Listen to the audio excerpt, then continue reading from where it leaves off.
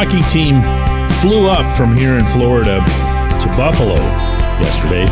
They'll face the Sabres tonight, and the great Sidney Crosby will have an opportunity to produce 1 point against the Sabres and make really wonderful NHL history. Good morning to you.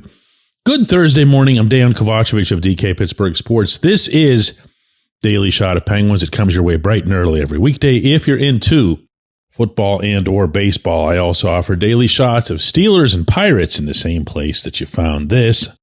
I'm still in Florida, obviously, for the latter, meaning that it's baseball's opening day. Pirates and Marlins here in Miami. If I could clone myself, if I could split the atoms, so to speak, and have a dual presence up there in Western New York, I'd do it because I'd love to see it. I'd love to see his reaction. I'd love to see Troy and Trina Crosby waiting for him in the hallway outside the room, the way they were waiting down here this week. 1 point is what Sid needs to reach 80 for the season, and given that he missed 2 games back-to-back a couple of months ago in New York and Philadelphia, he obviously needs 80 and not 82 for a 20th point-a-game season. That'll be one more than Wayne Gretzky.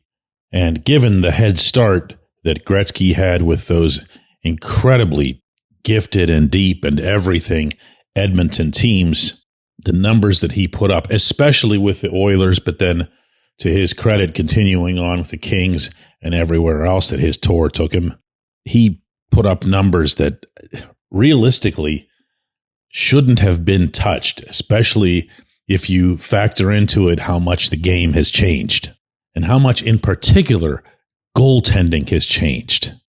You look now at some of those Gretzky highlights and you see him just crossing the blue line and teeing up a slap shot. Didn't necessarily have the best slap shot either, and just blowing it past the guy.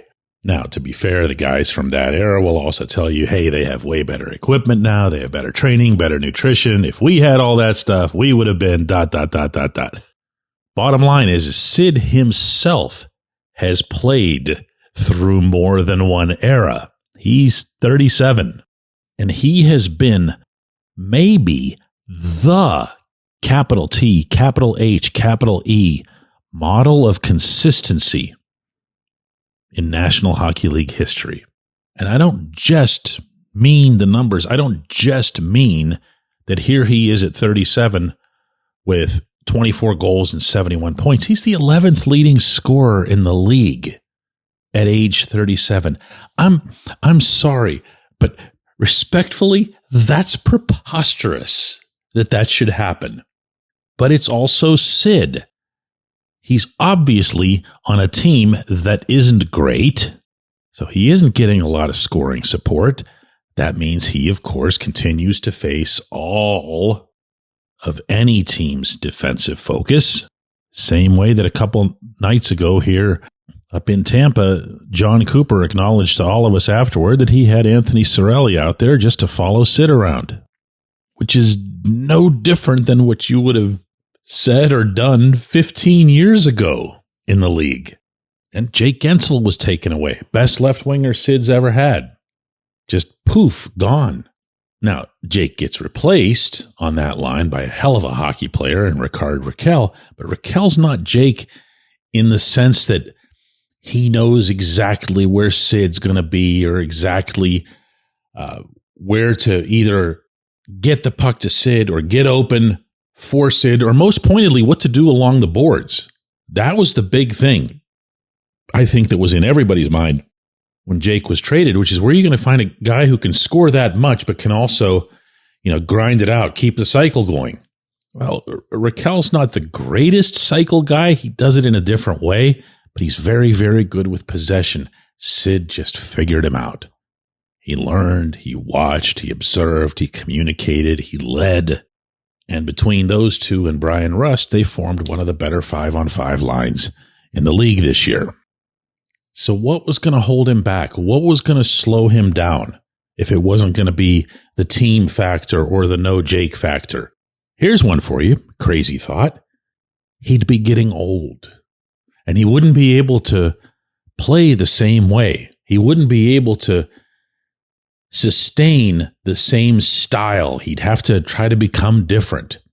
I cite this a lot, but I'm going to do it again. When Mario Lemieux, the greatest player any of us will ever see in any sport, famously emerged from 3 years of retirement, he did so as essentially a new Mario. He knew he wasn't going to be able to get up ice and poke the puck through Raymond Bourque's legs and get around him and beat everybody one-on-one, or have Marc Fortier from the Nordiques chasing him down the rink, trying to hatchet him down. He knew he was going to have to try something different and from there excel at it. And what he decided to do was to make himself out into almost like a Brett Hull level gunner. He was going to park himself over to the left side, and he was going to take the excellent finishing touch that he always had and make it central element to his game, which he did. And of course, he led the league in scoring and put up 1 million points, and he did it his way, and he was still able to dish off because everybody was expecting him to shoot. And point is, he had to change. He recognized it, he understood it, and then he did it. Sid's never changed. He's just Sid. What he has done is become better, but within the same model. Sid continually adds pieces to his repertoire. He'll spend a whole summer getting better on faceoffs. He'll spend another summer getting better at deflections. And he just keeps improving. But he doesn't do it as a way to adapt. He does it just to keep augmenting. I've talked to him about this more than once, and I'm not going to lie to you here. I find the conversations a little bit frustrating because I'm almost waiting for some sort of, deep inside hockey revelation that, well, what you don't know is that I'm actually doing this to it. No.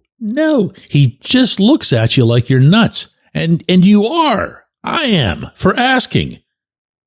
Because the correct answer, if he were a rude person, which he's not, would be, dude, are you watching the games or not? Are you watching me play hockey? Isn't that kind of part of your job? But that's what you see. That's what you see. The model of consistency. When we come back, J1Q. This episode is brought to you by Bet Online, your number one source for all your summer sports needs this season, from Major League Baseball, golf, NHL, NBA playoffs. Get the latest odds and lines, including all team matchups, player props, odds on just about everything that's out there. Head to the website today or use your mobile device to get in on the action. Bet Online, where the game starts.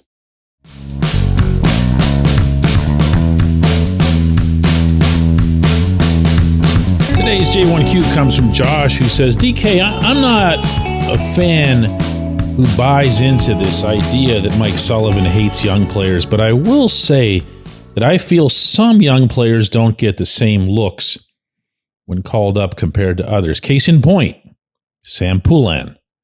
Not built to be a fourth liner, yet each time he's called up, he's only played on the fourth line. And I get the idea that players need to earn their keep, but some simply aren't built to succeed in a role like that.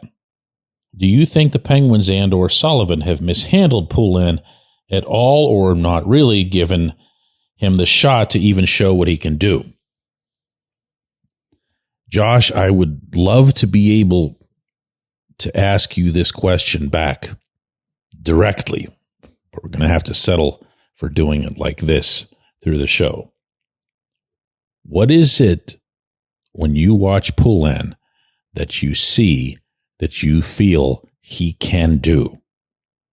And I mean that partially in the AHL, but mostly in the NHL. Set aside what line he's on. Set aside who his line mates are. Set aside whether he is afforded, some sort of special teams duty or power play or whatever. Just throw all that aside and just tell me what it is that you actually see in that context, what do you see? Because I don't know what I see.